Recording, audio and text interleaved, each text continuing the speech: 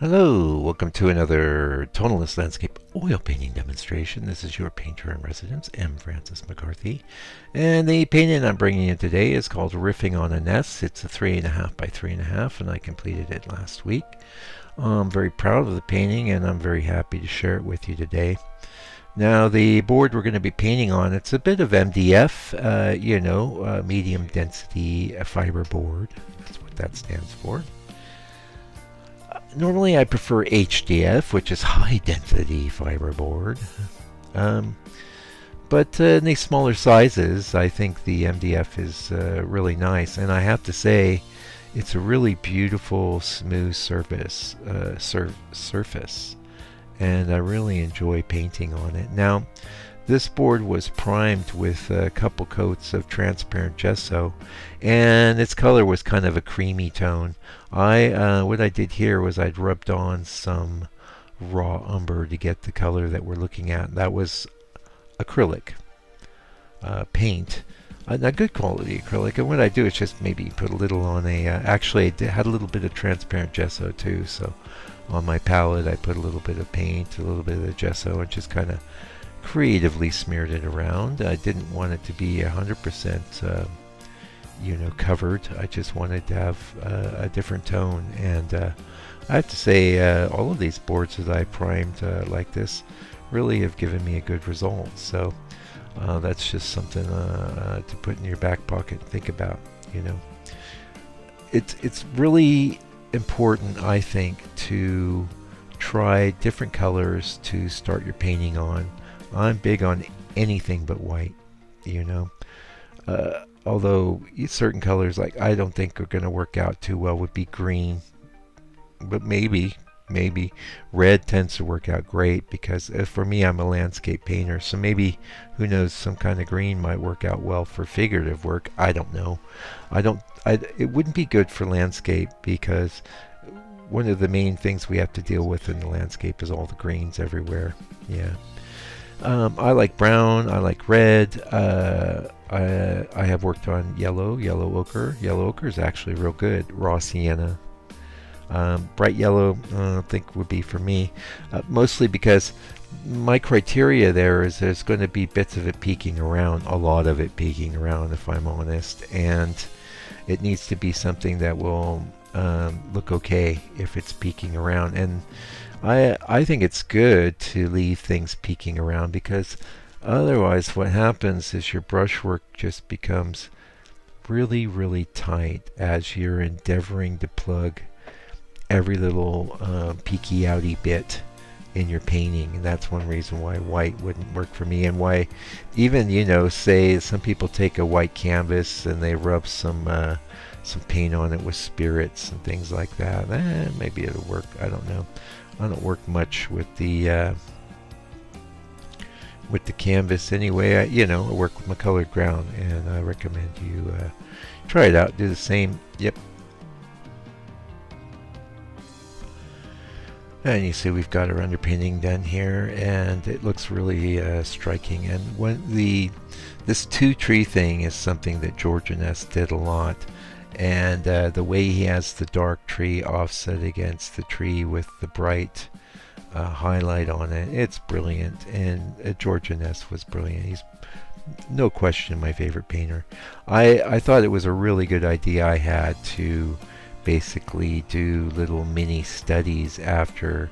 I have been doing like little mini studies. I did one, maybe it was about this time last year, or 3/4 of a year ago, where I turned a Corot into a golden sort of scene, and then painted it as a sunset.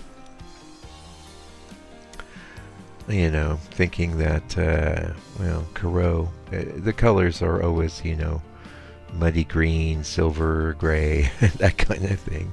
So I thought, well, let's jazz it up, and that worked well. But other than that, I have only been riffed on people like, say, Dupree, people like that. Oh, I think we did do a riff already on the channel. I'm trying to remember it. Hey, what's this? The book? been shipping the book out, and it's so exciting to me. I've been lots of them go to the United States, but we've been shipping them all over the planet. That's $60, international shipping's included, and you'll get 100% access to pretty much everything I knew about painting up to writing the book.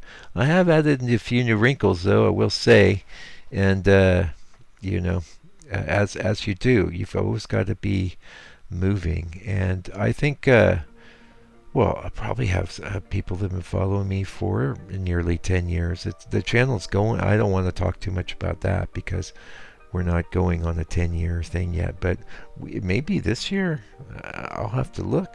It could have been 2015. The channel I started in 2013, but in earnest in 2015, I think. Unless it was 2014. Anyway, you can see we're coming in with a color here. And, oh, the other thing I wanted to point out, in the members area, you would have had a good chance to check out my reference image, and as well as a color mixing session where you get a real good idea of the main colors involved in the painting process. That's always one of the main questions I've been asked over the years. So members area, 4K, no ads, get to see the reference and get the color mixing session. And people tip in, tip out. It's not like you know, it's you sign up and you got to be there till your dying day or anything like that. In fact, a lot of people do tip in and tip out, you know. Anyway, check that out if you're interested. And anyway, in this, one of the things in the members area, when I did the color mixing session, I only mixed about 6 colors, about 3 for the sky elements and about 3 for the ground elements, and that was just all part of the overall simplification. Now there's a lot of colors going on here, but there's also a lot of times with a scene like this where I may not even do any pre-color mixing.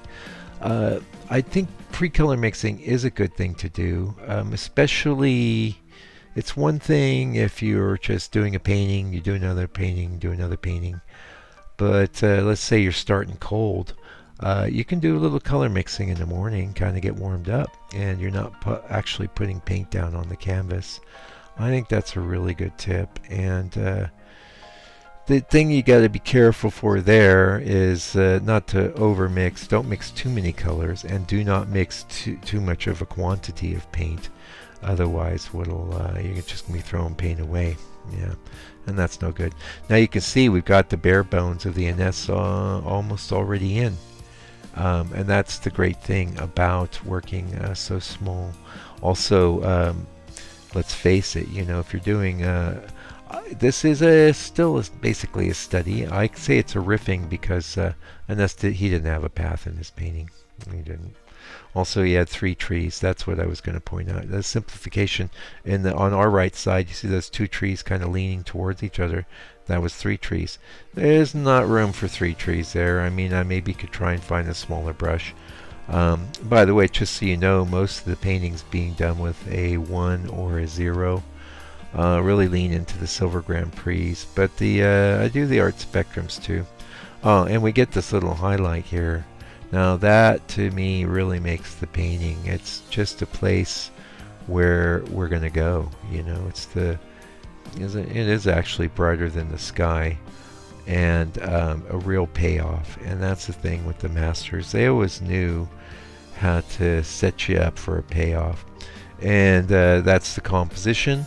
That's the color, it's the values, it's all of it, right? Now of all of those, I do believe that composition is the most critical to learn, and I think I was talking about that in my last video as well.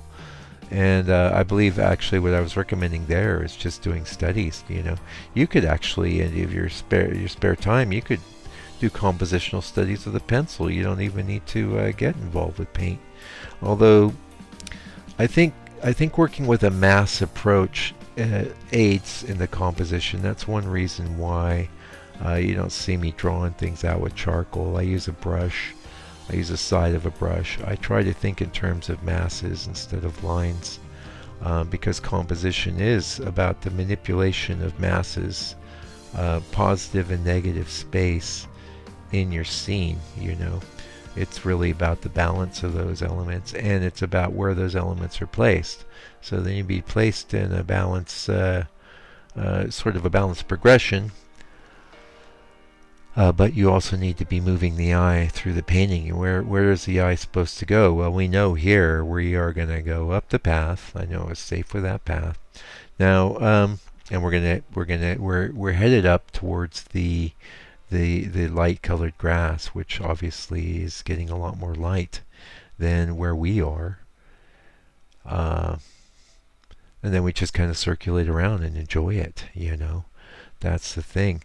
So, but if you don't have a strong composition, and you know, funny enough, I ended up with a lot of what's called steel yard. I think it's got to be my favorite, where you have kind of this weighty item on one side and a less weighty item on the other. And in a sense, this is in operation here. I wouldn't say it's technically a steel yard, but it is definitely influenced by that. And don't get too worried about that, because most compositional motifs don't have names, you know. But there's a few basic ones. There's the circle one, there's the S one, there's the C, there's the L, and then there's the steel yard.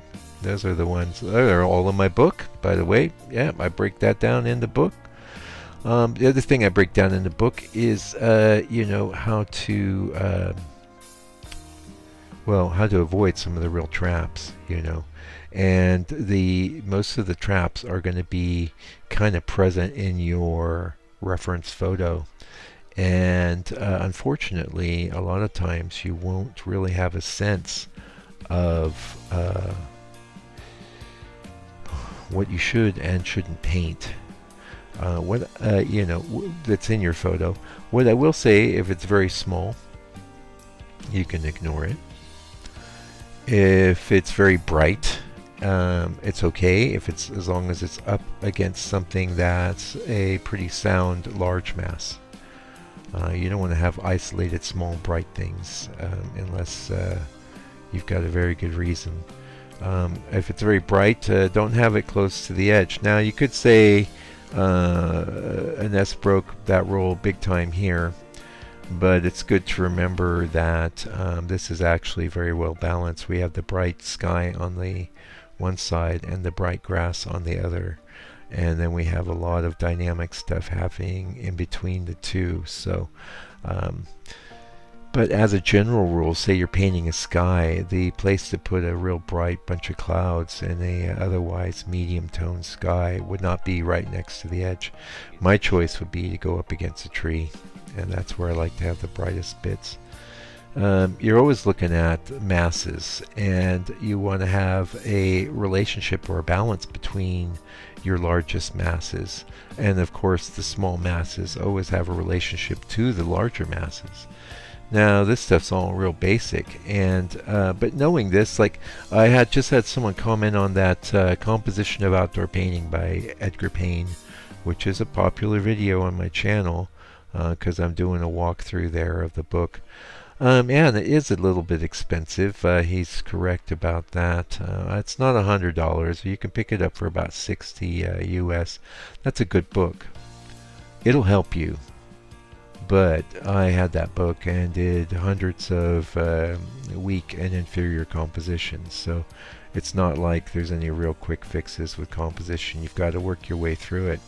And when you know, you know. Yeah. But there are a few good tips I laid on you there. And that'll be it for this week's video, until I come back with another video for your edification, hopefully for your edification and enjoyment. Do me a favor, do me a solid, take good care of yourself, your family, all your loved ones. Stay out of trouble. God bless you and your family.